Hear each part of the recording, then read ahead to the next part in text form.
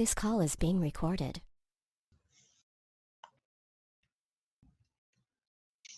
إن شاء الله أتانجر شيخ.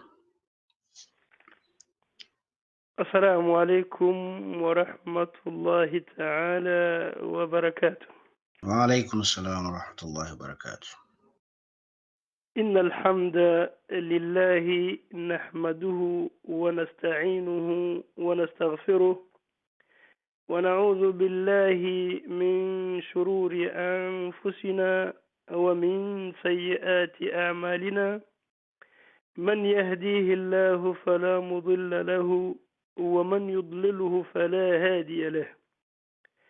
وأشهد أن لا إله إلا الله وحده لا شريك له وأشهد أن محمدا عبده ورسوله. يا أيها الذين آمنوا اتقوا الله حق تقاته ولا تموتن إلا وأنتم مسلمون.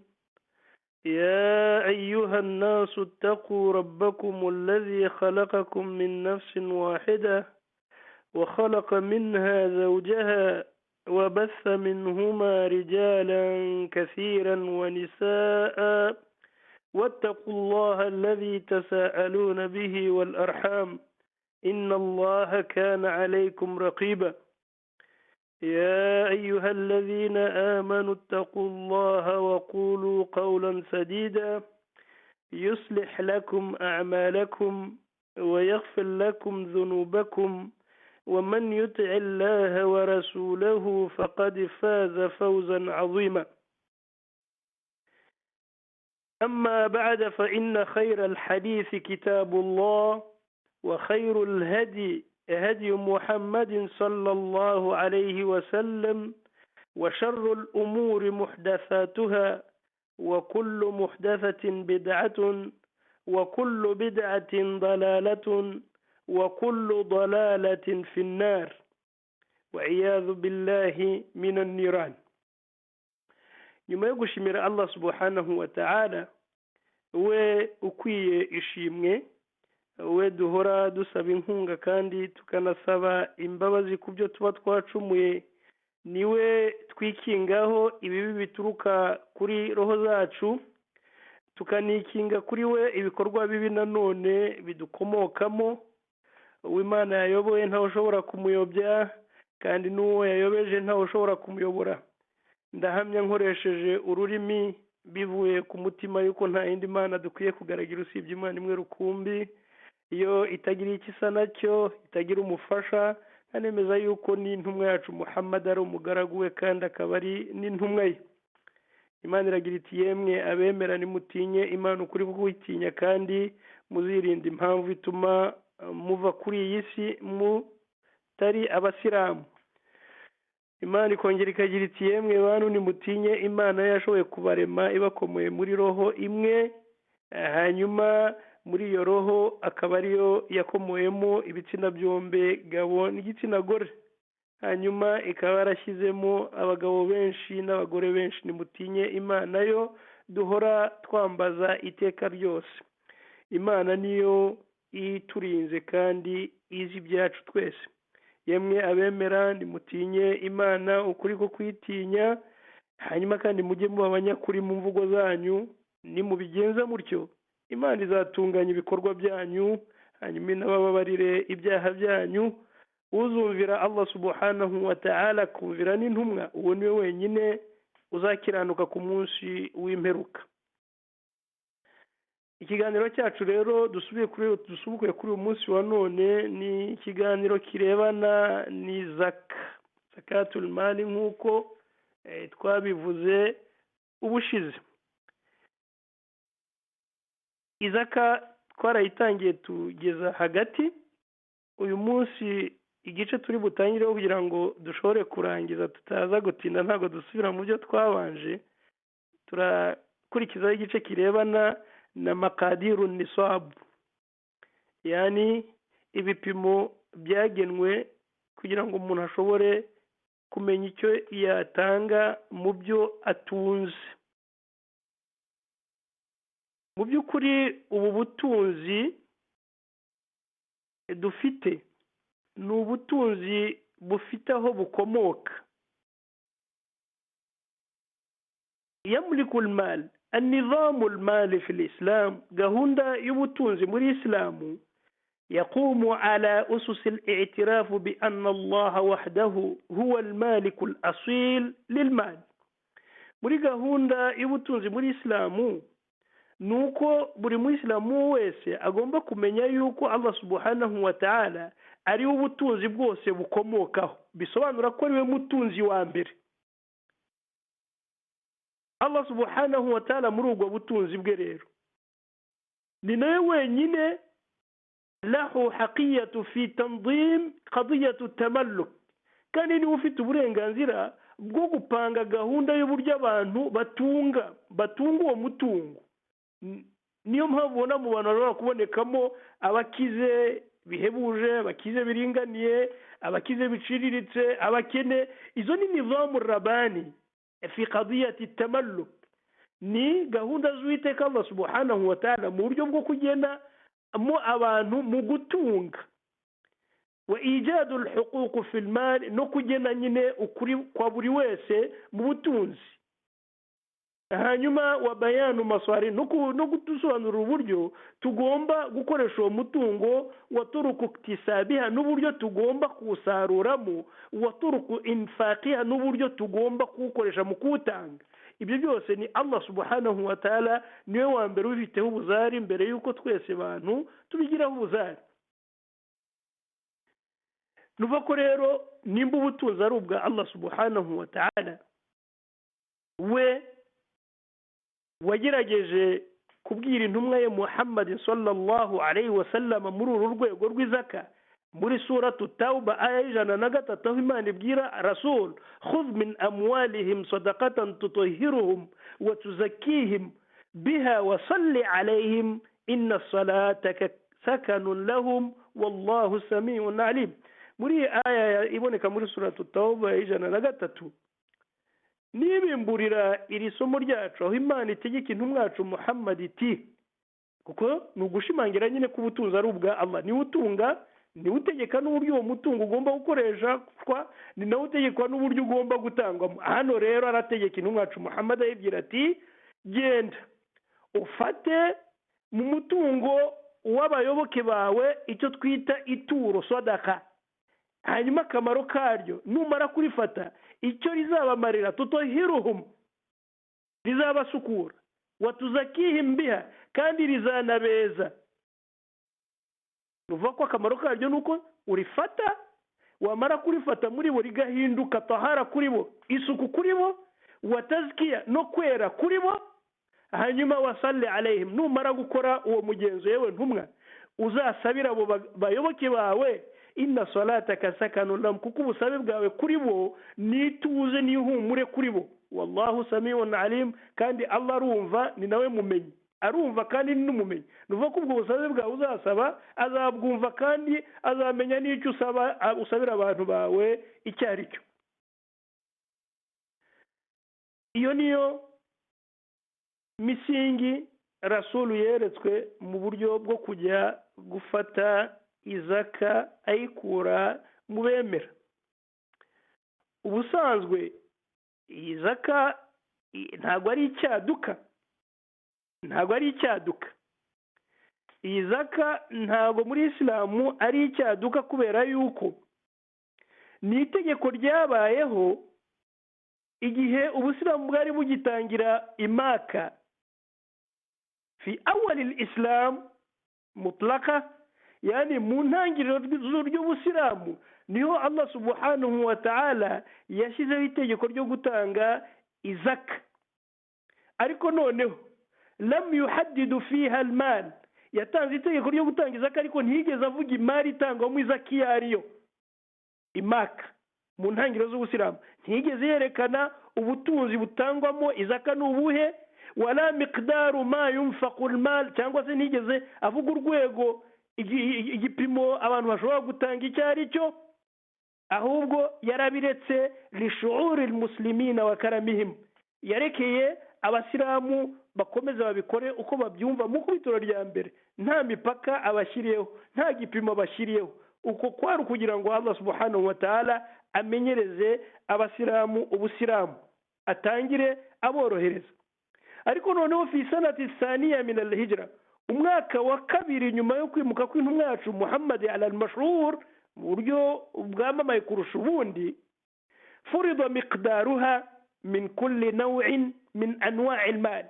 nyine kuri uwo mwaka wa kabiri bamaze kwimuka bavuye Maka bagiye Madina, nibwo Allah subhanahu wa ta'ala noneho yashyize ku mugaragaro igipimo kigomba gutangwa muri zakatul mali, hanyuma anashyiraho ubwoko butangwamo iyo zakatul mali ubwo ari bwo. hanyuma wabuyinati hadha bayanan mufassala, nibwo Rasul yashoboye gusobanurirwa uburyo bigenwa n'uburyo bitangwamo mu buryo bugari. uko niko izaka yabaye itegeko kubemera kuva mu ntango y'ubusilamu kugeza kwimuka kw'intumwa yacu Muhammad sallallahu alaihi wasallam mwaka wa kabiri ajya i Madina.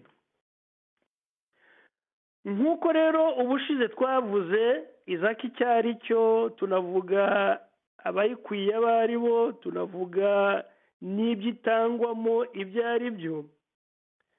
uyu munsi twavuze yuko ari byiza yuko tujya kuri makadiriza z'izaka. izaka ubundi itangwa muri an-naqdayn, itangwa muri الذهب والفضة. iyo bavuze النقدين baba bashaka kuvuga الذهب والفضة, ni zahabu na feza. miqdaru nisabu الذهب, igipimo rero cya nisabu ya zahabu. yajibu fi الذهب إذا بلغ 20 دينارا فأكثر ربع العشر. ni ngombwa ku muntu ufite zahabu, iyo zahabu igeze kuri amadinari 20. iyo bavuga amadinari 20 nuvuga ko ni amadinari akozwe muri izo zahabu. amadinari 20 akozwe muri zahabu, amadinari akoreshwa mu bihugu bya Arabie Saoudite, ko niho ibyo bipimiro byafatirwaga. nuvuga ko amadinari 20 cyangwa se arenze 20 uba ugomba kuyatangira rubu'ul ushr, 4/10. nuvuga ko ni 10 ugabanya 4, umugabane umwe akaba ari uba ntuza ya zahabu y'umuntu ufite 20 dinari. niyo nisabu.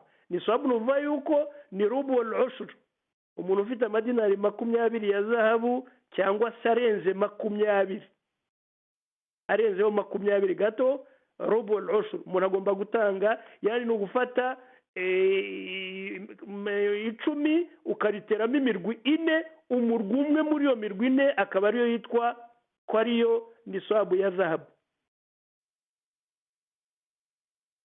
adinar, dinari rero, dinari 20 bavuga bafatiraho, adinari yusawi min az-zahabi misqalan, nuvuga ko idinari imwe ingana na zahabu uburemere ugereranyije, yazinu bil mizan al mu'asir bi 4.25 gharama. yanuvuga yuko idinari rimwe rya zahabu uripimye ku munzani ubu ngubu upimwaho zahabu ringana na garama 4.25. ubwo baragenda batwereka n'uburyo dukora kugira ngo tugere ku gisubizo. nuvuga ko amadinari 20 ya zahabu niyo aherwaho. nuvuga ko uyafite rero 20 atanga rubu'ul ushr, atanga 1/4 cy'iyo zahabu. nuvuga ko ni ugufata 10 ukagabanya na 4, 1/4 rero akaba ari cyo uhindura nisabu yawe. idinari rero rimwe rya zahabu ringana na garama 4.25. ubwo nuvuga yuko rero amadinari 20 ku munzani wa zahabu angana na garama 85. nimba idinari rimwe rya zahabu rishobora kuvamo garama 4.25, nuvuga ko amadinari 20 rero ya zahabu umunzani we yapimye agana na garama 85 za zahabu. nuvuga kugira ngo ushobore kubona aho 85 zituruka, nuvuga yuko urafata amadinari 20 ya zahabu uyakube na garama zingana n'idinari rimwe, arizo garama 4.25. igisubizo uri bubone urabona amagarama 85 nk'uko twayavuze. nuvuga ngo utanga umugabo, nuvuga ko ni ugufata amadinari 20 ya zahabu ukayakuba n'amagarama y'idinari rimwe rya zahabu ariyo 4.25. igisubizo ubona uhita ubona amagarama 85 ya zahabu. iyo rero 85 ya zahabu hiya aqallu nisabu zahab. iyo niyo nisabu ya zahabu iciriritse duheraho, niyo hasi, niyo duheraho kugira ngo dutangire kubarurira umuntu ufite zahabu kugira ngo aduhe zakatul mal. nuvuga yuko zahabu umuntu wari wese uzaza abagana mwe mutuye aho muri Canada akababwira ko afite, cyangwa se muri Amerika cyangwa na hano muri akaza avuga yuko afite zahabu ze zigera kuri garama 85, tuzamubwira ati ngwino tubarure turebe uburyo twakuramo izaka yacu. nuvuga ko rero umuntu ufite garama 85 niwe duheraho mu kwaka zakatul mali mu rwego rwa zahabu. naho miqdaru ya nisabu ya feza yo yajibu fil fidda idha balagat bil adad 200 dirham fa akthar. kugira ngo feza dushobore kuba nuko umuntu agomba kuba afite amadirhamu 200 ya feza cyangwa sarenzeho.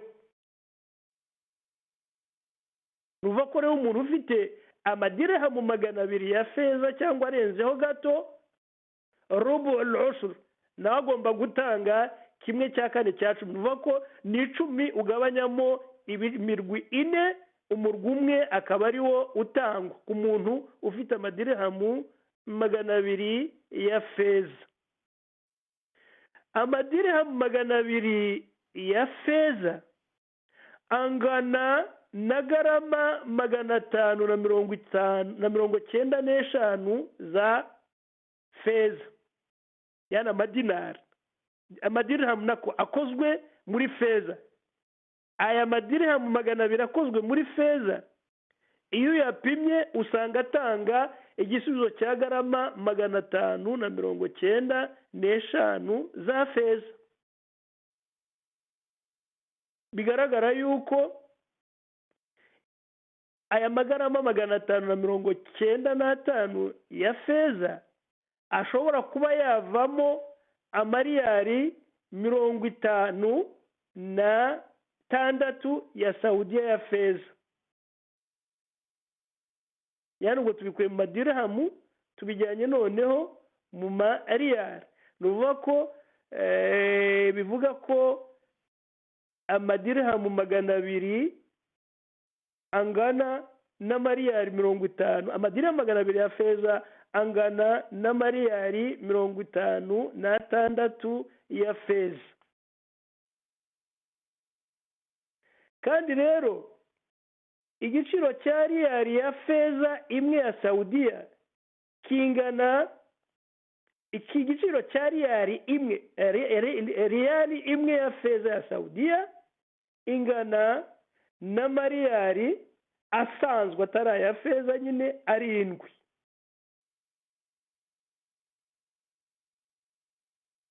birumvikana. nuvuga yuko twavuze yuko amadirhamu 200 ya feza angana na garama 595 za feza.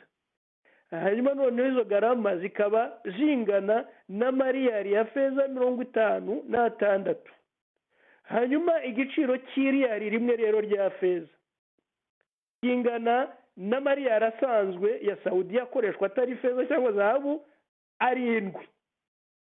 ubwo rero kugira ngo ushobore kugera ku gisubizo cyiza kiguha ni swabu, aho ni muri Saudiya tutaragaruka iwacu, ruva yuko ni ugufata hasulu darb, ni ugufata izi riyari 56 za Saudiya za feza ukazikuba n'igiciro cy'iriyari rimwe risanzwe rya Saudiya ringana na riyari rya feza. Nuvuga ko riyari rimwe rya feza rya Saudiya ringana n'amariyari asanzwe 7. ubwo nuvuga ko ni ugufata 56 ukakuba na 7, ugahita ubona igisubizo cya 392.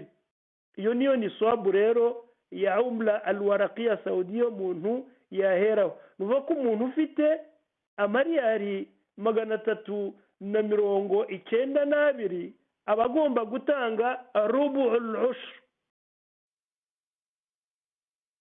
aba agomba gutanga rubu'u al-ushr, yani aba agomba gutanga 4/10. nuvuga ko ni 10 tugabanya 4 muri iyo mirwi 4 rero umwe akaba ariwo dufata nkaho ariyo nyishyu y'umuntu ufite amariyari angana na 392.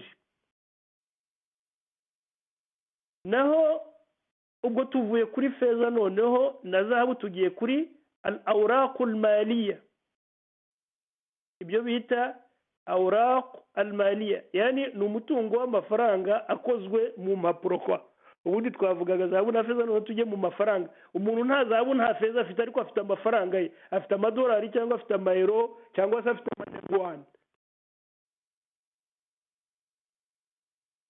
uburyo rero ikhraju nisabu al-awraq al-maliya tuqawamu bi nisabu ahad naqdayn. nuvuga ko iyo bashaka kugira ngo bagenekereze mu kwishyuza umuntu izaka ufite amafaranga adafite zahabu, cyangwa nuvuga ko bagenekereza ku biciro bya imwe muri bibiri, zahabu cyangwa feza.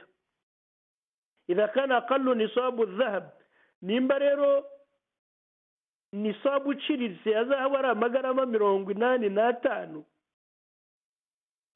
hanyuma igiciro cy'igarama imwe kikaba kingana n'amariyari 40 ya Saudiya urugero. nuvuga ko rero uburyo twakwishyuza umuntu, uvuga ko twafata garama 85 za zahabu hanyuma tukazikuba na 40, tukazikuba na 40, yani twazikuba na 40. ubwo icyo tubona duhita tubona mariyari angana n'ibihumbi 3,400. iyo rero niyo nisabu iciriritse ku birebana n'ufite amafaranga. nuvuga yuko nisabu ya Saudiya kugira ngo tuyikore neza ku mafaranga ni uko dufata garama 85 tukazikuba n'amafaranga amariyari 40 angana n'igiciro cya garama imwe, hanyuma tugahita tubona igiciro cya 3,400. iyo niyo ni swabu iciritse. hanyuma uwo muntu icyo gihe tugahita tumwaka rubu'ul ushr, agomba gutanga ikingana na 4/10 by'ayo mafaranga. nuvuga yuko ni ugufata rero 10 tukarigabanyamo imirwi 4, hanyuma ugatanga umurwi umwe. ibyo ngibyo rero amariyari ya Saudiya 85 wahuwa yuadil 2.5. nuvuga yuko angana no gutanga 2.5 kugira ngo ushobore kuba ugeze ku gipimo cyiza kijyanye n'imibare twakoze. yuqsamu al-malu ala 40, nuvuga ko umutungo ugabanywa na 40, fayukhriju rubu, hanyuma ugahita utanga rubu, icyakane cy'Icyacumi. urugero baduha barakubwira ati urugero ku mafaranga ya Saudiya niyo dufata ko ay'iwacu ayaha ntabwo tuyamenyera, ubwo ni ukuzareba uburyo tuzajya nayo tuyakoramo imibare. Aravuga ati urugero nk'umuturage wa Saudiya ufite ibihumbi 80 by'amariyari, afite ibihumbi 80 by'amariyari, noneho arashaka gutanga zakatul mali. Uva ko wowe ushinzwe kumwakira zakatul mali urafata bya bihumbi 80 by'amariyari ubigabanye na 40, ubigabanye na 40, ariya 40 twavuze ko ari cyo giciro cy'igarama, nicyo giciro cy'igarama imwe muri Saudiya na mariyari 40, igarama imwe ya zahabu. Nuvuga ko nugufata amafaranga umuntu atunze ukayagabanya n'igiciro cy'igarama imwe ya zahabu iwabo. Reka wenda mbijyane ku biciro by'iwacu hano muri Belgique kugira ngo byorohe. Tubwiye hano wandi yacu muri Belgique, mu minsi yashize twagerageje gushakisha dusanga garama imwe ya zahabu hano iwacu ku matariki yari ku matariki nka 19 mu kwezi kwa gatanu yari igeze kuri 35 n'ibice 29 garama imwe. Nuvuga ko rero umuturage wacu wenda araje aratubwira ati mfite ibihumbi 80 by'amayero, ndashaka ko ntanga zakatul mali. Twebwe icyo dukora ni iki, dufata ibihumbi 80 bye by'amayero tukabikuba n'aya magarama 35 y'igiciro cya zahabu hano.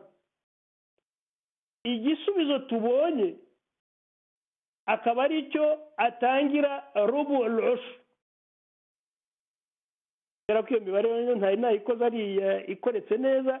Nuvuga ko rero uyu muturage wa Saudi ufite ibihumbi 80 ubigabanya n'igiciro cy'igarama imwe ya zahabu iwabo ariyo mariyari 40, igisubizo ubona uhita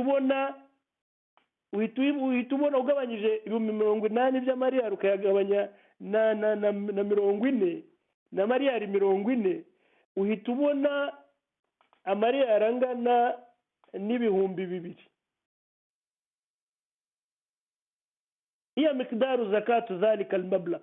Nuvuga ko rero umuntu ufite ibihumbi 80 by'amariyari aba agomba kuduha ibihumbi 2 by'amariyari. Ni imibare yumvikana yoroshye. Utuzi ibihumbi 80 hariya aba agomba kuduha ibihumbi bitari munsi y'ibihumbi 2 by'amariyari. Cyangwa se au nuqsimu al-mali ala 10, cyangwa se mu bundi buryo bwo kubarura bworoshye nuko tugabanya n'10, noneho tureke no kugabanya na 40 ariyo angana n'igiciro cy'igarama imwe ya zahabu. Hano noneho reka tugabanye n'10, 10 risobanura iki? Risobanura ririya 10 nyine duheraho kugira ngo tubone 4 bya 10 al-ushr, yani umuntu agomba gutanga icya 10 al-ushr muri zakatul mali. Nuvuga ko iri 10 nibyo dushobora gukoresha no dushaka gukora imibare yoroshye. Par exemple umuntu araje atubwiye yuko afite ibihumbi 100 by'amayero, ibihumbi 100 by'amadinari. Nuvuga ko ni ibihumbi 100 by'amadinari tugabanya n'10, twagabanya n'10 tugahita tubona ibihumbi 10, tugahita tubona ibihumbi 10. None ibihumbi 10 ntabwo bishoboka kuba ari byo byahita biba zakatul mali, ahubwo turafata ibi bihumbi 10 tubigabanye noneho na 4, ari cyo kimwe 4 bya 10, yani twafashe 10 na biriya 4, yani uvuga ko ni 4 ni 10 nibyo tugiye gukoresha hano. Turafata ibihumbi 100 tubigabanye n'10, igisubizo tubonye twongere tugifate tukigabanye na 4, hanyuma niturangiza duhite tubona igisubizo neza cya zakatul mali ku muntu ufite ibihumbi 100. Nuvuga yuko uyu muntu ufite ibihumbi 100 duhita tubona igisubizo cye, dufashe ibihumbi 100 tukagabanya n'10 duhita tubona ibihumbi 10. Iyo dufashe ibihumbi 10 tukabigabanya na 4 duhita tubona ibihumbi 2500. Uvuga ko umuntu ufite ibihumbi 100 by'amariyari ya Saudiya aba agomba gutanga zakatul fitri, zakatul mali ingana n'ibihumbi 2500. Uvuga ko ni ibintu byoroshye kuba umuntu ashobora kwikorera imibare akurikije amafaranga y'igihugu atuyemo. Hano turakurikiza uburyo inyigisho ziba zaratanzwemo, ariko umuntu ashoboye abihindura mu mayero akabikora neza nk'uko byagombye. Ubwo nuvuga yuko dukurikije ya mibare yacu dufite, nuvuga ko umuntu ufite amayero ye 100,000, amayero 100,000 ashobora gutanga zakatul mali, nuvuga yuko turafata 100,000 tubigabanye n'10 ariyo ushuru kigenderwaho mu gutanga izaka, al-ushuru, icyacumi. Hanyuma nitumara kugabanya n'icyacumi tubone igisubizo. Cya gisubizo twabonye twongere tukigabanye na 4 ariyo rubu'ul ushuru, 4/10 umuntu aba agomba gutanga. Tubigabanye, igisubizo tubona directement, iyo niyo nisabu umuntu aba agomba, icyo nicyo kigero umuntu aba agomba gutanga ku muntu ufite ibyo 100,000. ngira ngo birasobanutse inshallah, nta mayobera arimo.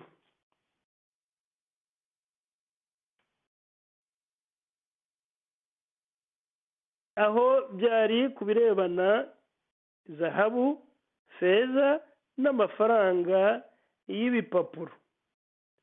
Hanyuma noneho igikurikiraho ni zakatu bahimatul an'am, ni zaka kubirebana n'inyamaswa. Twavuze amatungo atangwamo izaka ni al-ibil, ni ingamiya, wal-baqar, ni inka, wal-ghanam, ni ihene cyangwa se intama, ko nayo ni ibyenda gusa. Nuvuga yuko rero aqallu nisabu al-ibil, ariyo ya mbere twavuze, nisabu zigenderwaho kuri ibili. Umuntu ufite ingamiya duhera ku ngamiya 5. Umuntu ufite ingamiya duhera ku ngamiya 5. Uvuga ko afite ziri munsi ya 5 ziba zitaragera kuri nisabu. Nisabu y'ingamiya ni uguhera kuri 5. Hanyuma nisabu y'inka ni uguhera kuri 30, inka 30. Naho nisabu y'ihene cyangwa intama ni uguhera kuri 40. Nuvuko rero uburyo bitangwamo, duhere ku ihene. Umuntu ufite ihene kuva kuri 40, kuko nizo twavuze hariya, kuzamuka kugera ku ihene 120, miqdaru zakat, igipimo agomba gutanga, atanga shatun, atanga ihene imwe. Umuntu ufite ihene ze 40 kugeza ku ihene 120, cyangwa se intama ze 40 kugeza ku 120, yemerewe izaka ye gutanga ihene imwe.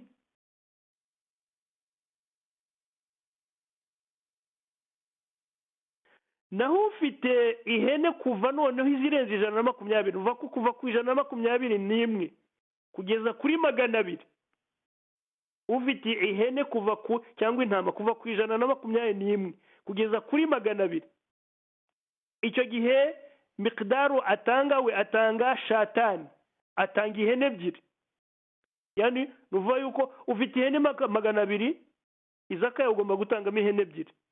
Ufite ihene 120, izaka yawe ugomba gutangamo ihene imwe.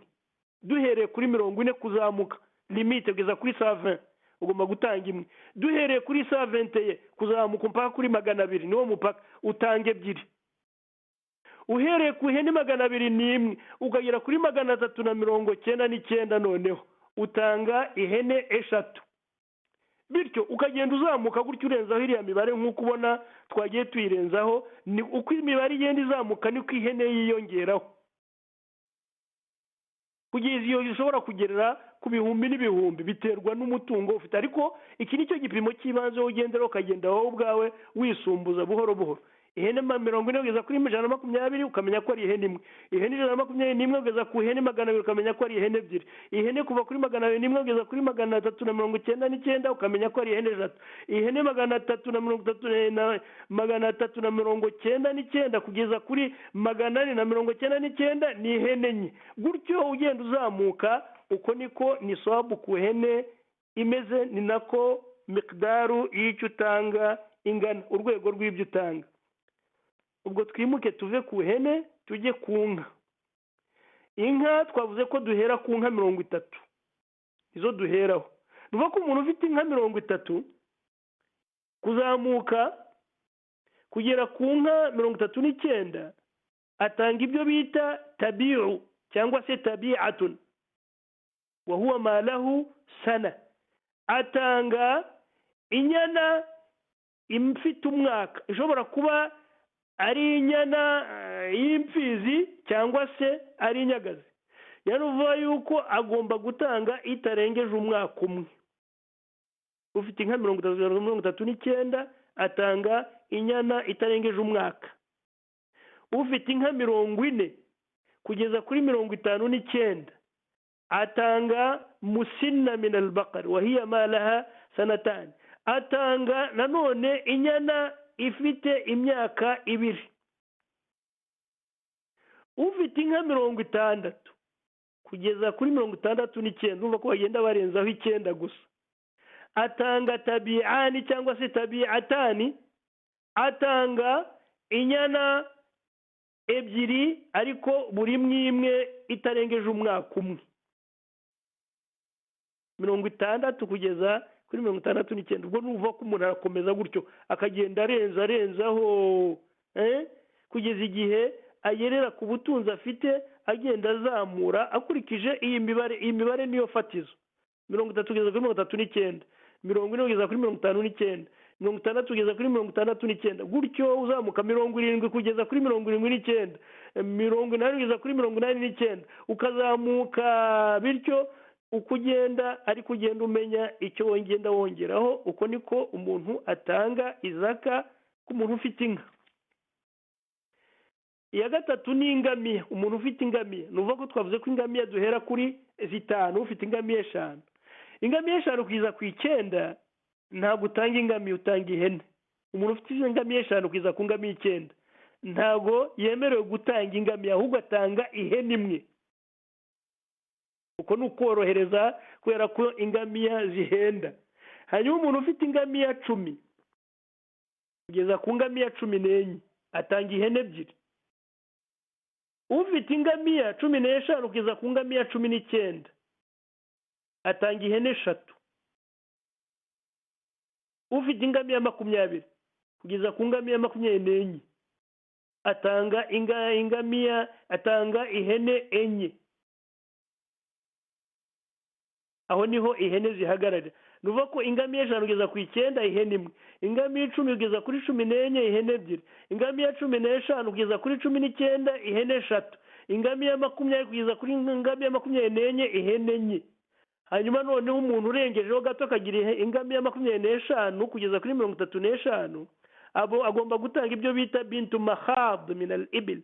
Agomba gutanga inyana y'ingamiya ifite umwaka umwe. Agomba gutanga inyana y'ingamiya ifite umwaka umwe. Kufite 25 kugeza kuri 35, naho ufite 36 kugeza kuri 45 atanga bintu labun. Atanga inyana y'ingamiya yitwa bintu labun wa hiya mala hasanatan. Yo ikaba ari inyana imaze kugera mu myaka 2. Hanyuma ufite ingamiya 46 kugeza kuri 60 atanga ibyo bita huqqatu wa hiya ma laha 3 sinin.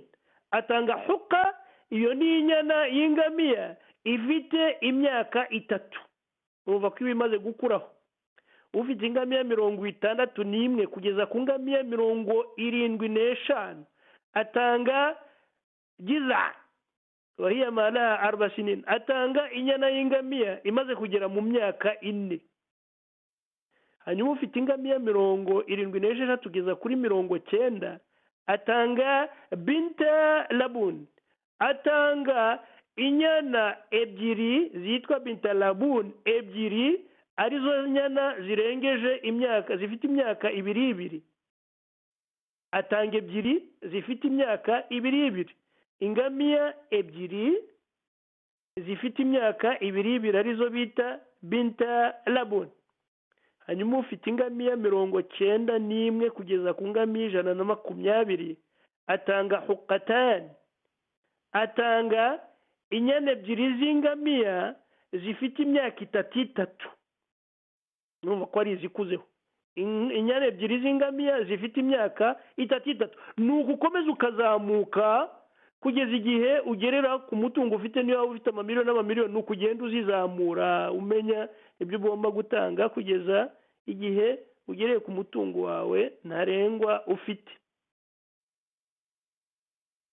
ubwo rero nibwo buryo ntuza izaka zitangwamo mu bintu bitatu, ari byo alfidda wal dhahabu wal awraq al maliya, feza na zahabu n'amafaranga y'impapuro afatika, hanyuma no muri inyamaswa arizo amatungo. hanyuma noneho tugakurikizaho azakatul kharij min al ard, izaka ku bintu bituruka mu butaka. ibituruka mu butaka rero bigizwe n'ibice bitandukanye. al hubub ni ibinyampeke, wasimar n'amatunda, wal maadin n'amabuye y'agaciro aba ikuzimu, warikazu hanyuma n'ubundi butunzi bwahambwe munsi y'itaka kuva igihe cy'ubujiji.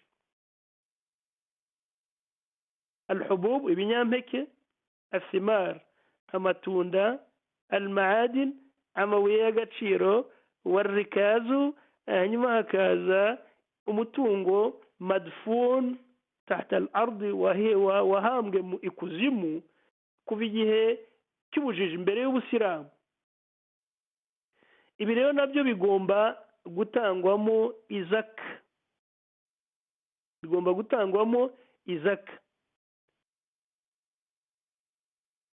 alhubub ibinyampeke rero iyo bigeze kuri nisabu ya thuluthumia saa, ay ma yuadilu 612 kilograma min albur, yani uvuga yuko ibinyampeke bingana n'ingemeri 300. ingemeri ku bavuga akagemeri cyangwa se ku bavuga utwebo 300 bingana na kilogarama 612 mbega z'ingano. par exemple batangira ku ngano, urugero nicyo gipimo cy'ibanze umuntu abanzirizaho kugira ngo ashobore kuba yatanga zakatul mal. uva ku muntu ufite ingemeri 300 cyangwa se ku bapima ku biro ufite ibiro by'ingano bingana na 612. ruva ko duheraho ku mwaka zakatul mal kuri ibyo binyampeke. ruva yuko rero akagemeri kamwe cyangwa se saa, uburyo bwapimishwa mu gihe cy'intumwa ko bapimishaga amashyi 2, bingana n'ibiro 2 na magarama 40. ruva ko akagemeri kamwe kaba kangana n'ibiro 2 n'amagarama 40 ugenekereje takriban. bivuga rero huwa ma yuadilu 4 amdad, nabyo bikaba bingana n'amashyi 4. umuntu ayoresha amashyi inshuro enye nibyo bingana n'ako kagemeri, ibyo bingana n'ako kagemeri. ruva ko rero umuntu ufite ibiro bingana na biriya twavuze 612, uyu nguyu agomba gutanga ushuru, icyacumi. kubera iki icyacumi? kubera yuko rimwe na rimwe ashobora kuba ari ibihingwa yagerageje guhinga ariko bikabona amazi aturutse minal amtar, imvura, cyangwa se aturutse mu tugezi twakozwe kubera gufasha abahinzi. ruva ko umuntu rero wahinze ntaruhe akabona imvura ikaba ariyo inywesha ibihingwa bye, ibyo binyampeke bye abagomba ageze kuri biriya biro 612 abagomba gutanga icyacumi. naho umuntu wahinze hanyuma kugira ngo ibihingwa bye bizamuke agakoresha amamashini kugira ngo azamure amazi, urumva ko yavunitse cyane. uwo nguwo we baramugabanyirizaho gutanga icyacumi, atanga kimwe cya kabiri cy'icya cumi. Uva yuko uriya wa mbere nimba yatanze 10, uyu wa kabiri waratanga 5. Uriya yatanze 10 ku ijana, uyu aratanga 5 ku ijana, kubera yuko yavunitse yaguze imashini ijya kuhira, yagize ate. Ibyo nabyo tuba tugomba kubireba. Hanyuma umuntu wa gatatu n'ushobora gutanga 3 bya 4 by'ibya 10, n'uwagerageje guhinga ariko none muri kwa guhinga kwe akagira amahirwe akabona imvura ikaza ikamufasha, ku rundi ruhande akajya abona n'utundi turiba turi ku mpande tumuzanira amazi, bigatuma ibihingwa bye bikura neza. Ubu ngubu rero kubera ko yabonye amahirwe abiri yombi, bavuga yuko agomba gutanga 3/4 agomba gutanga 3 bya 4 by'icya 10. Nuvuga yuko atanga 7.5 ku ijana. Uriya wa mbere yatanze 10, uwa kabiri yatanze 5 ku ijana, uyu none agomba gutanga 7.5 ku ijana. Nuvuga ko ujya kubakiza ka rero nicyo bagomba kumenya uburyo uyu muntu yahinzemo,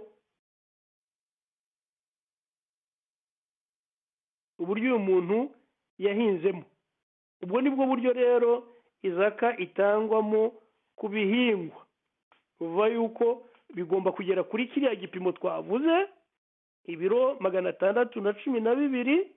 Hanyuma noneho cyangwa se wapima mu bugemeri cyangwa se ubwibo, mukaba ari ubwibo bugeze kuri 300. Ubwo nuvuga yuko rero ubifite akaba ari ko yarabihinze mu buryo butamugoye, abonye amazi y'imvura n'amazi, ubwo nuvuga ko atanga 1/10. Uwahuye n'ibibazo akaba ari yarashiguza amamashini amufasha kuzamura amazi, agatanga 5 ku ijana. Hanyuma uwahuye n'amahirwe akabona amazi aturutse mu mvura agaturuka no mu muriba bitamugoye, uwo ngo nawe agatanga 8.5 ku ijana. Uko niko izaka itangwa muri ibinyampeke harimo n'amatunda. Ariko amatunda yo abamenyi bagiye impaka zitandukanye tutari buvuge hano. Nuvuga ko amatunda bemeza ni tamru wa zabibu, ni itende n'izabibu, kubera yuko ngo ni ibintu bibiri bishobora gusarurwa bigapimwa kandi bikanabikwa igihe. Naho andi matunda ntashoboka. Ntabwo ushobora gusarura pome ngo hanyuma uzipime, hanyuma uzibike zimara umwaka kugira ngo uzazitangemo izaka. Nuvuga ko zapfa. Niyo mpamvu rero abamenyi benshi babona izindi mbuto atari ngombwa yuko zo twazishyiramo. Imbuto zivugwa ari imbuto zishobora kuba ari itende n'izabibu, nizo bakunze kuvugaho cyane. Hanyuma ikindi kintu gishobora gutangirwa zakatul mali miqdari yacu ni ubuki, al-asal. Kuko ubundi la zakat fil khadarawat, bavuga ko nta zaka igomba gutangwa ku malegime wal fawaki, nari amatunda yandi twavuze atari itende n'izabibu. Andi yose kubera yuko keretse iza uiddat litijara, keretse abantu baramutse babiteguyemo ubucuruzi. Nimba ari umuntu wabiteguye akajya kubicuruza, icyo gihe birahinduka bikaba muri rwa rwego rwo kwitwa ko ari amatunda cyangwa se ari legime, bikajya muri rwa rwego rwo kwitwa ko ari urudu tijara, ari ibintu byasizwe ku rutonde rw'ibicuruzwa. Ibicuruzwa byose rero bigomba gutangirwa rubul ushur, bigomba gutangirwa 4 bya 10 idha hala alayhi alhawl, nimba bimaze umwaka, kubera yuko ni ibicuruzwa. Nuva ko ibigomba gucuruzwa byose bitangirwa izaka. Hanyuma miqdaru y'izaka ku buki. Ubuki barakubwira ati umuntu ufite imitiba akaba ashobora kubona ubuki bugeze kuri litiro 160, cyangwa se twabishyira ku garama akaba afite ubuki bupima garama 62. Uva ko uwo muntu agomba gutanga izaka ya rubul ushur ya 4 bya 10. Yanuva ko nugufata 10 ukagabanya na 4, kimwe cya 4 akaba ari cyo utanga ku muntu ufite ubuki. Nuva ko ubuki bugeze kuri litiro 160, cyangwa se wabupima ku muzani bukagera kuri garama 62. Icyo gihe butangirwa nabwo zakatul mali. Buri munsi icyo gihe ntabwo bwo bujyamo.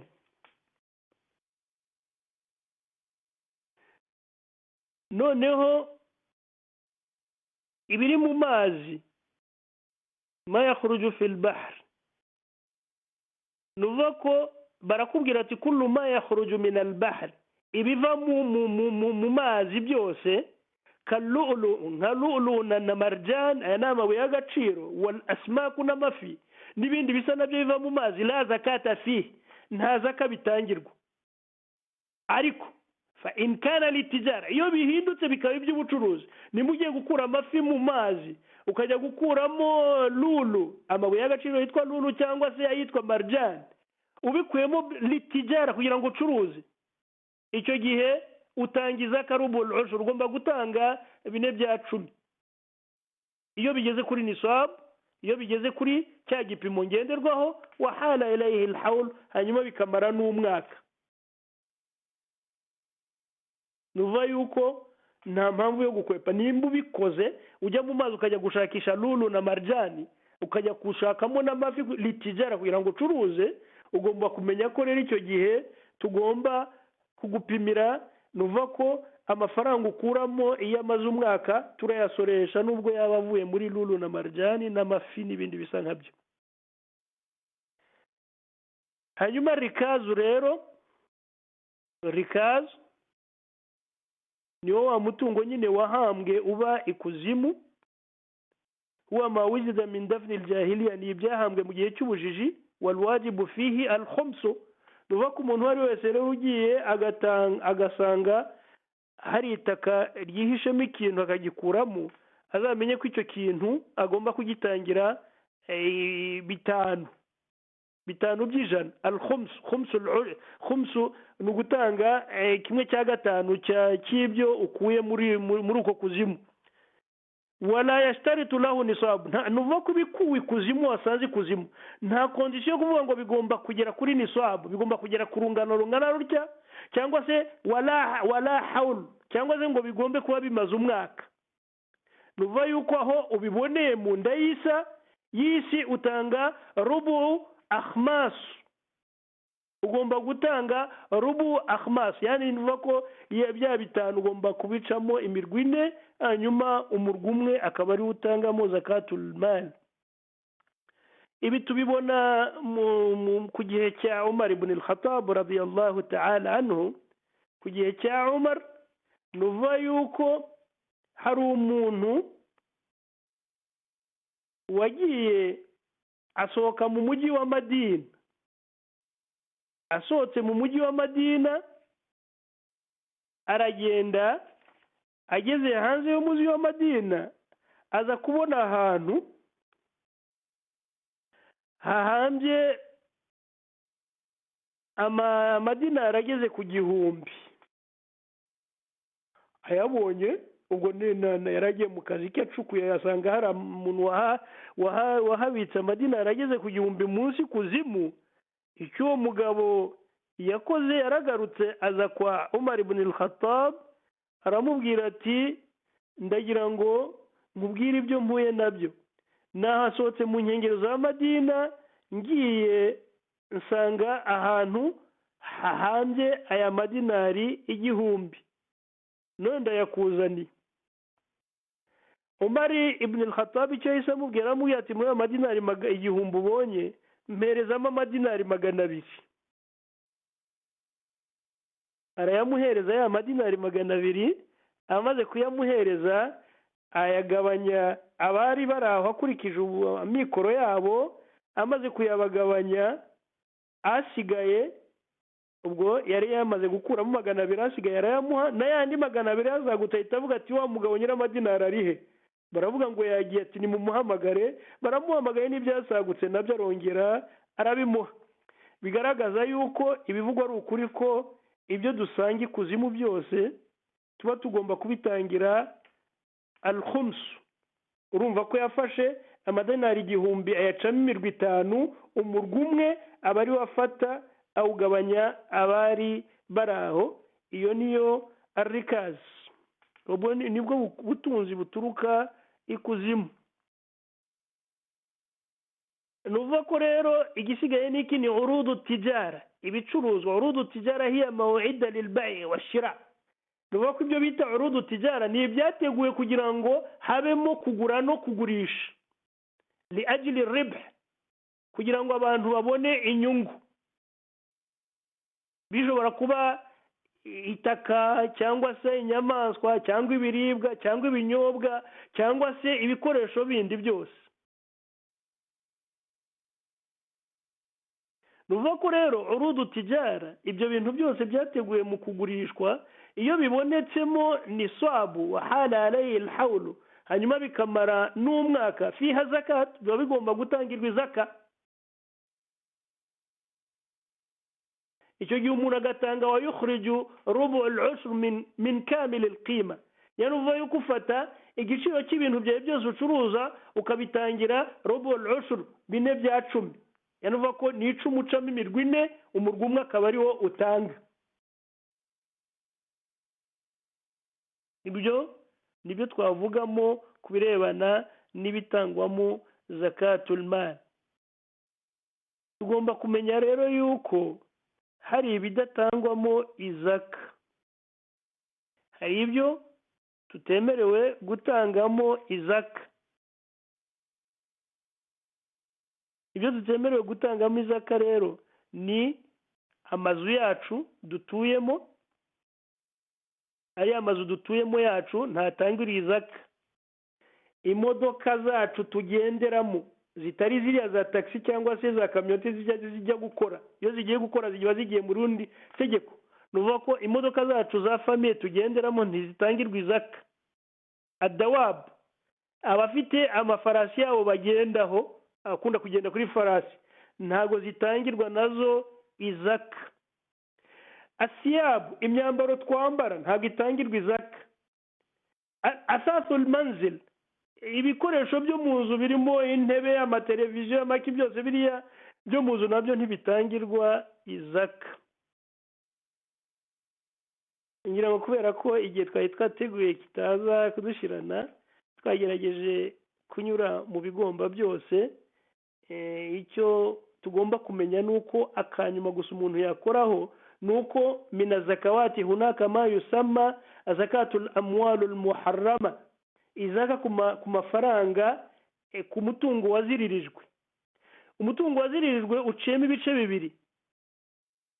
In kana almalu haraman bi aslihi, iyo umutungo ari haramu muri gakondo yawo, urugero ni nk'inzoga, alhamru wal khinzir, inzoga n'ingurube, muri kamere yazo nuva ko gakondo tuzi ko twese inzoga ari haramu n'ingurube ari haramu n'ibisa nabyo. Ibi bintu uko ari bibi rero la yajuzu tamalluku, uzibye no kubitangira izaka, nta nubwo twemerewe kubitunga, ntabwo twemerewe kugira inzoga mu zacu, nta nubwo twemerewe kugira ingurube. Walaysa malan zakawiya, nta nubwo ari umutungo ugomba gutangirwa izaka. Nta watangira izaka ko yacuruje inzoga cyangwa se yenje inzoga, nta watangira izaka kubera yuko yani yoroye ingurube. Ahubwo ibi bintu yajibu itlafu wa takhallus minhu, ibi bintu bigomba kubyibalasa, kubyidebalasa, ukabikuraho bikakuvira mu rugo rwawe nimba binahari. Ntabwo rero ari umutungo dutangamo izaka. Noneho wa in kana almalu haraman biwasfihi, noneho umutungo nimba ari haramu mu kutaka kwawo, ataruva ngo muri gakondo yawo, la bizati lakinahu ma'khudhu min ghairi haqq, ni umutungo wafashwe mu buryo butari bwiza, wala cyangwa se butari mu sezerano ryiza. Kal maghsub, urugero ni nk'umutungo mbega umuntu yanyaze, nk'ubuye n'umuntu umupapa uyu mutungo yari afite, cyangwa se uramwibye mu nzu iwe. Awel maqbudu bi'aqdi, cyangwa se arawuguhaye ku masezerano ariko ari fasid, ku masezerano atemewe. Urugero amasezerano yo bavuga ngo ni aqdun, ngo ni ukudu ziri fasid, ni nka riba, nko gukina kamari, urusimbi. Ibyo ni ibintu biba biturutse mu buryo butemewe. Fahadha nawu lahu halatayn, ubu buryo rero bwa riba na kamari bufite ihale ebyiri. Iyo uramutse in urifa ahluhu, iyo uramutse umenya amafaranga ba nyirayo, wahum yukhrijuna zaka, nuva ko ba nyirayo baba bagomba gutanga izaka. Nuva ko bavuga ba nyirayo, par exemple riba, uwayiguhaye riba, uwo abagomba gutanga izaka kuri ayo mafaranga ye. Iyo aramutse amenyekanye, uwayaguhaye turagenda akaduha izaka. Iyo tutamumenye rero, in jahila ahlahu, iyo tutamenye uwayaguhaye uwo ari we, tasaddaqa bihi anhum, wowe uyafite ugomba kumutangira uwo ngo ntabwo icyo gihe ari wowe uba witangiye uba utangiye uwaguhaye ayo mafaranga kuko ayo mafaranga niba ageze kuri nisabu aba agomba gutangirwa isadaka. iyo aramutse abonetse wa ajazu, usibye ko iyo atabonetse icyo gihe wowe uba ubaye ngombwa kuyatanga, ariko none wamara kuyatanga ukaba uri asimun, ukaba ufite icyaha kubera yuko wafashe riba. ariko noneho iza kwitanze kubera ko ayo mafaranga nyirayo wayaguhaye ageze kuri nisabu agomba gutanga izaka, ariko wowe ufite icyaha kubera yuko wayafashe ari riba, ariko noneho ukayatangira izaka ushingiye ku wayaguhaye. ariko kondisiyo nanone, kuko muri shurutu z'izaka nta zaka y'umukafiri twemera. kondisiyo ni uko iyo riba nanone iba yaturutse ku muntu ufite izina ryo kwitwa umuyisilamu.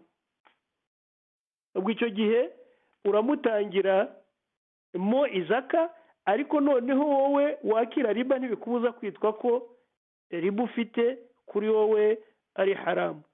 insha Allah ku bushobozi bwa Allah subhanahu wa ta'ala reka duhagararire hano, dusabe Allah subhanahu wa ta'ala ko dufungurira igituza akaduha kujya twumva inyigisho nk'izi zimuturukaho, tukanihutira kuba mu bazishyira mu ngiro, dore ko cyane cyane iki kintu cyitwa izaka cyo cyamaze gusa nk'abantu bagiteye umugongo, nta bantu bakitaho kandi byoroshye. ni ukuvuga ko twese dutuye hano mu Burayi, urebye ibipimo twavuze par exemple nka hano muri Belgique abatanga zahabu tubona ko ufite ibihumbi 2,999 by'amayero agomba gutanga zakatul mali. twareba kuri feza tugasanga feza ari umuntu ufite amayero atari munsi ya 267.70. nuvuga yuko buri muntu wese utuye hano, nta muntu wambwira ko muri abantu batuye muri ibi bihugu hari umuntu ushobora kumara umwaka nta mayero 300 afite kuri konte ye. ubwo rero nuvuga ko abantu benshi zakira bareba, ariko ababyubahiriza ni bake. dusabe Allah rero adukangure kuva none abantu bitabire iyi nkingi, iyi mu nkingi 5 zigize ubusilamu, dore ko ari nabyo bizatuma tweza umutungo wacu tukagira imigisha mu ngo zacu no mu miryango yacu. wassalamu alaikum warahmatullahi wabarakatuh. mbashubije ijambo ubwo inshallah nimba hari utubazo dukeya, kuko ndabona igihe cyagiye nadusubiza, hanyuma tukajya kwitegura gufutura. ubu twe dushigaje iminota itarenze 20 ngo dufuture inshallah. wajazakumullahu anna khair. Amin.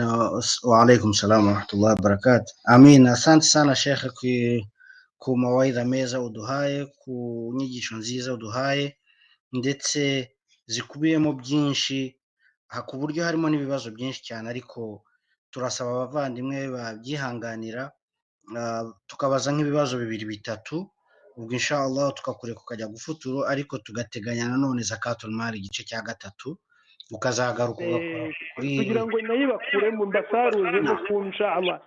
barakallahu fikum inshallah. inshallah tuzagisubiramo kugira ngo duhite tunasarura. duhanize rero ko nitugisubiramo none tuzatangira kubarurira abafite izaka bakayitanga inshallah, kuko iwacu nyine urabona ko abantu barushaho gukena, kandi gukena ko abantu biterwa no kuba abafite badakora mu mifuka yabo. inshallah reka twumve niba mu bavandimwe hari uwaba afite icyo yabaza, kuko abavandimwe benshi bari kuri mute, turagira ngo tubakureho noneho twumve niba uwaba afite ikibazo 1-2 yabaza, kugira ngo duhe umwanya Sheikh yitegure magharibi no gufutura. asante. mu bavandimwe twakuyeho mute, uwaba afite ikibazo yabaza. السلام عليكم ورحمة الله وبركاته. وعليكم السلام ورحمة الله وبركاته. Yitwa Omar Semana, ndi muri Canada. Ikibazo cyanjye kiragira kiti, zaka yemereye gutanga muri amafaranga umuntu aba abitse mu gihe cy'umwaka. ese nk'uko umuntu aba afite amafaranga agenda asubiraho agenda avaho, ni gute wamenya ko uzatangira zaka mu gihe cy'umwaka? yani nuva yuko twasobanuye yuko ku birebana n'amafaranga, izaka ku birebana n'amafaranga ari amafaranga agomba kuba ageze kuri niswabu. icyo ni icya mbere. niswabu twayivuze uburyo tugomba kwirebana, uvuga ko niswabu igeze ku magarama ku giciro kingana n'amagarama 85 nk'uko twabivuze. Icyo ni icya mbere. Hanyuma icya kabiri, ayo mafaranga akaba nanone hala alayhi alhawl, amaze umwaka, nuvuga ko watangiye umwaka uyabika ageze kuri igiciro kingana n'izo garama, uyafite umwaka urageze nibwo yatangira. Noneho nimba ari amafaranga ushyiraho yajya kuzura ukongera ukayakuraho ukayakoresha ntagere kuri nisabu, icyo gihe ntabwo izaka ibikugomba, ahubwo icyo gihe wowe yatangira isadaka kugira ngo uyasukure, ko nta faranga na rimwe bitagomba kugira icyo ritangwamo mu nzira y'Uwiteka. Icyo gihe nta birahinduka, ntabwo iba ikibaye izaka, iragenda igahinduka ikaba isadaka. Ariko noneho ikibazo nanone nyamukuru abantu bajya bibeshyaho, nuva yuko wowe kugira ngo tumenye amafaranga yawe ufite tuyashakira mu kigereranyo cy'uburyo bubiri. Tugomba gushaka amafaranga yawe tuyagereranya na zahabu, byaba bidashobotse tukayashaka tuyagereranya na feza. Nuva ko rero abantu baribesha tujuru bakayajyana mu rwego ruhanitse, tukayashakira muri zahabu gusa. Par exemple, nimba twavuze tuti nuguhera ku mayero 2000 hano muri Belgique wacu, nuguhera ku mayero 2999 niyo ni swabu y'amafaranga duheraho. Ariko noneho ukibagirwa yuko iyo tukubuze muri zahabu dushobora kugushakira muri feza. Feza twavuze yuko ari amafaranga angana n'amayero 267.75. Nuva yuko nta nari mu muntu yananirwa gutangiza izaka yawe. Uyiburiye muri zahabu, ishakire muri feza. Uranyumva? Ndakumva shaka.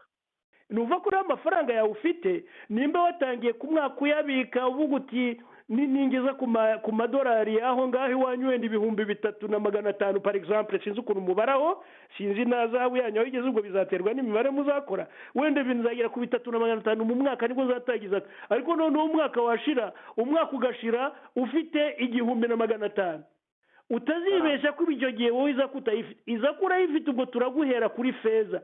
Duhere kuri aya mayero 267, tuzamuke tumenye tugukubire tumenye icyo 1500 ayo ugomba gutanga. Nuvuga ko icyo gihe uvuga yuko amafaranga yaguye adashobora gutangamo yagiye munsi y'aya 267. Cyasobanutse? Byasobanutse shehe. Asante kaka yangu. Naam.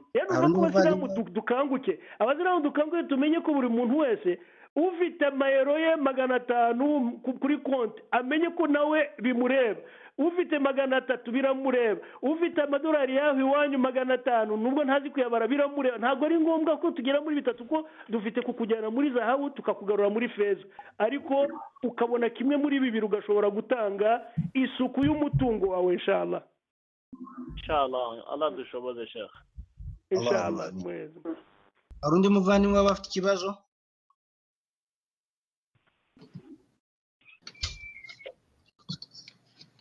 Assalamu alaikum warahmatullahi wabarakatuh. Wa alaikum assalam warahmatullahi wabarakatuh. Barakallahu fikum ku nyigisho nziza. Wa fikum kaman inshallah. Nubwo zazungurukaga mu mutwe cyane, ariko subhanallah ngize ubwoba kubera yuko n'ubwa mbere nakumva nasobanukirwa neza ku byerekeye hagati ya zahabu na feza. Kubera ko kenshi subhanallah mu nyigisho maze gukurikira bavuga zahabu bakavuga nyine muri aya mafaranga menshi, nibwo usanga abantu bavuga bati aya mafaranga ku mwaka ntayo ndagira, cyangwa se ugahita wikura mukituramira. Wallahi ukituramira, kandi ayo ya feza tushobora kuba tunayafite turi benshi, ariko ngize ubwoba cyane kubera ko subhanallah tuba tuyaryamanye akini hatuna habari, kubera niba ari ubujiji, niba ari kudasobanukirwa, niba ari kutabona inyigisho zihagije. Nabyo birashoboka wenda. Ngenda wenda nasabaga ko wenda mwaba mubishimangiraho cyane kugira ngo bamugane abantu dusobanukirwa. Wewe ntaguciye mu jambo nyine, ubu wabonye ko twabitanye no muri muhazara yashize. Ubu mbega niyo ntuza tugiyemo, niyo season tugiye kujyamo, tugiye kubikangurira abantu, tubahuguremo abantu babisobanukirwe, ko dore abantu benshi ko bari barabaye nkaho icyo kintu kitabaho mu Busilamu. ubwo inshallah n'abaho ba Canada na Amerika hose nabo tuzafatanya tugiye gukora umusako ku basilamu bacu kubera ko izo zaka nizo kujya kuzamura cyane cyane abakene bacu ubukene bubaye bwinshi cyane ko hano twe alhamdulillah abantu twavuga yuko 90% abantu bose bariho mu buzima butari bubi ubwo rero nuvuga ko ayo mafaranga twese twemeranya ko agomba kujya byadufasha kujya gukiza abantu bukene tukabakura mu bukene barimo tukagerageza kubazamura inshallah abantu bagomba kubikangukira rero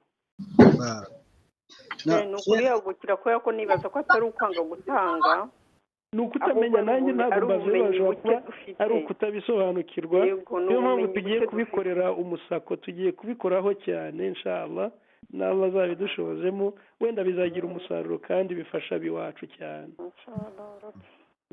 Sheikh uwo muvandimwe mushiki wacu ubajije ikibazo anyibukije akantu agira ngo mbaze cyangwa nongereho ku mazahabu abadamu batunze amasheni y'amazahabu ariya mazahabu batunze aramutse amaze umwaka wakibaza wenda ko adafite amafaranga umutungo wo gutangamo zaka ese iriya zahabu yambaye niba ari pire atari ukuvuga ngo iravangiye yemerewe ko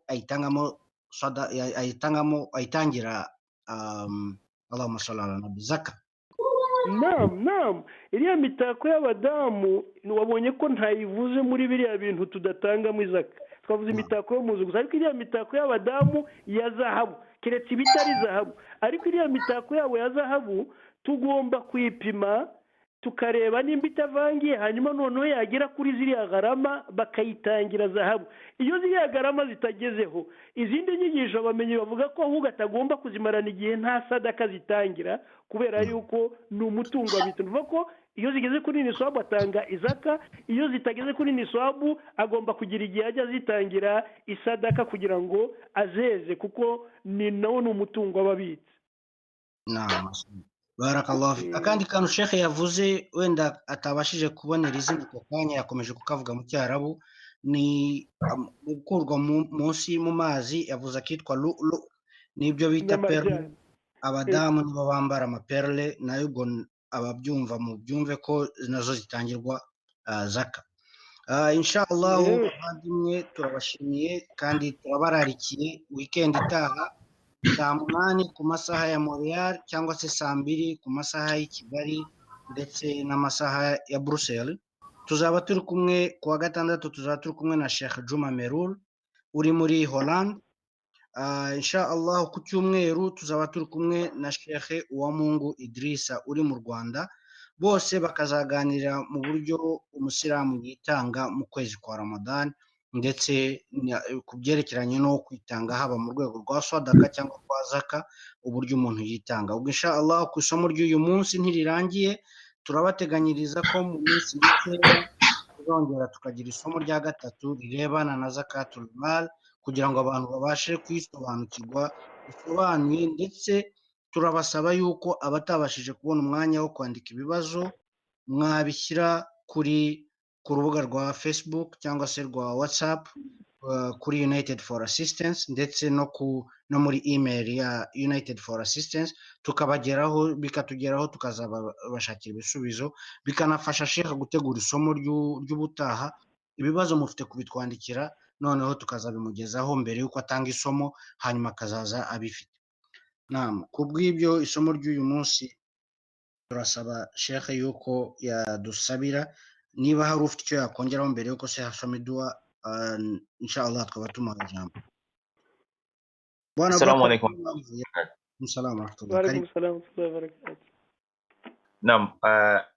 Kuri Abdulaziz na Sheikh duhaye ikiganiro cy'uyu munsi asante sana ngira ngo havuzwe byinshi ariko ikibazo ni ukuvuga ngo mu by'ukuri ni nkaho duteye amerwe ikiganiro nk'iki ngiki hari aho byari bigeze mu gusobanuka ariko nanone nubwo hari ubushake bwo kuzongera kuduha ikindi kiganiro ndibaza kuba ahubwo kizaza gitinze kandi kuba cyari kuza byihuse byari kudufasha cyane mu by'ukuri hari igihe muri ibi bihe bya Ramadan ari byo gihe abantu bitabira gutanga zaka none uratujijuye ari kudusigiye n'ibibazo byinshi cyane kandi byari kudufasha kugira ngo ikintu kidakorwa mu by'ukuri gikorwe vuba wenda mu biganiro biza udufashije wanadufasha cyane cyane kutubwira abemerewe kuyisaruza, kuko hari hano muri Canada tubona bayisaruza ku buryo butandukanye nk'iwacu. Iwacu hazamo n'ikindi kibazo cyo kwizerana, ariko noneho hano ho ubona ko ari imisigiti irayisaruza, hakaba hari n'imiryango itegamiye kuri leta y'abasilamu yisaruza. Muri iyo initiative n'uyu muryango wacu United for Assistance ukaba warigeze gushaka wakoze projet yo kuyisaruza, ariko kugeza ubu nubwo tutari twabigeraho ikibazo kiracyari aho ngaho. Eske kwizerana kuracyari guke nyine? Twebwe ntabwo ari ikibazo cyo kwizerana, ahubwo ni ikibazo cyo gushidikana eske twaba twemeye kuyisaruza, kandi icyo dutekereza ari ikintu cyagirira abasilamu kamaro, mu gihe mu bikorwa dukora twasanze ari ibikorwa byujuje critère z'uko byakwinjira mu bikorwa bya zakatul mal. Inshallah, yano nduva icyo gisobanutse, nuvuga ko mu somo tuzatanga ubutaha tuzanagerageza kureba uburyo iyo zaka yakusanyagwa ku gihe cy'intumwa yacu Muhammad sallallahu alaihi wasallam, kugira ngo biduhe ishusho natwe y'uburyo twabyitwaramo. Icyo nasaba umuvandimwe wacu ushinzwe planning muri association yanyu, narebe nyuma y'iyo planning y'abo bashehe bandi yavuze, Sheikh Juma Miruri na Sheikh Idrisa, nyuma yabo nibarangiza arebe undi munsi azongere ansabe, nzashakisha umwanya nemere kwitanga, twongere dusubukure noneho turebe uburyo zaka ikusanywa, uburyo ku gihe cya Rasuli yakusanywaga n'uburyo twe twakwifasha kugira ngo ikusanywe mu buryo busukuye, itagize ikibazo ihura nacyo, kugira ngo tuzashobore kuyigeza ku bakene bacu mu buryo busukuye inshallah.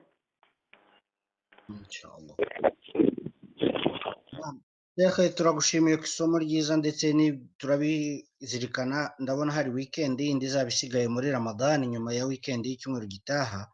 Inshallah tuzashakamo umunsi, arabashe twari twakontakisa ariko tutari twemeza neza ko batanga bazatanga inyigisho. Inshallah twafatamo umwanya tugashakamo umunsi nawo, waba kuwa gatandatu cyangwa ku cyumweru, tugafata igice cya gatatu cy'iri somo.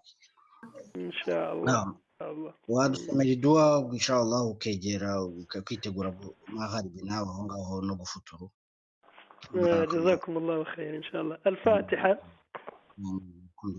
Alhamdulillah rabbil alamin.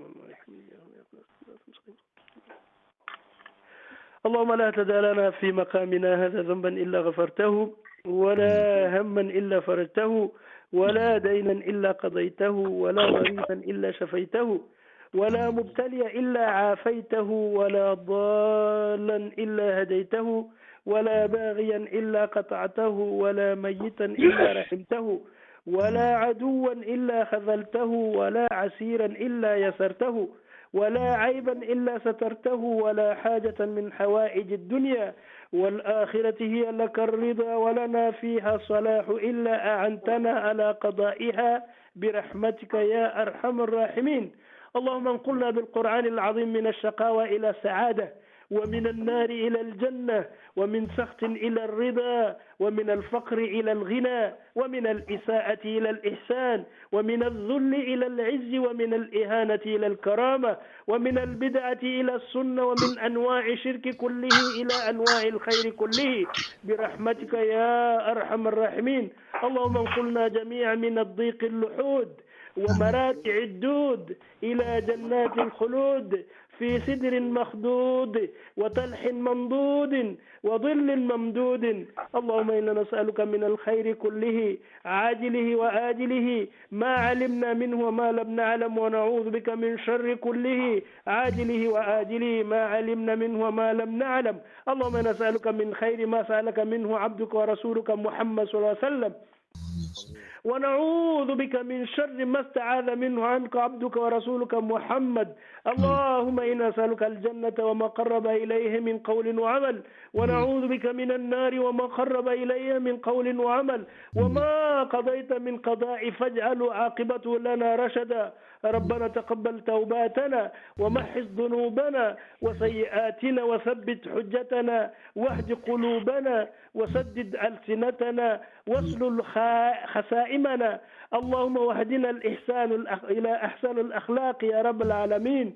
اللهم تقبل صيامنا وتقبل قيامنا وتقبل دعاءنا وتقبل جميع عباداتنا يا رب العالمين. اللهم والحقنا بالصالحين وأمتنا ونحن مسلمين يا رب العالمين. اللهم ربنا آتنا في الدنيا حسنة وفي الآخرة حسنة وقنا عذاب النار. وصلى الله على خير خلقه محمد تسليما كثيرا بفضله. سبحان ربك رب العزة عما يصفون وسلام على المرسلين والحمد لله رب العالمين. آمين. والسلام عليكم ورحمة الله تعالى وبركاته وكل عام وانتم بخير.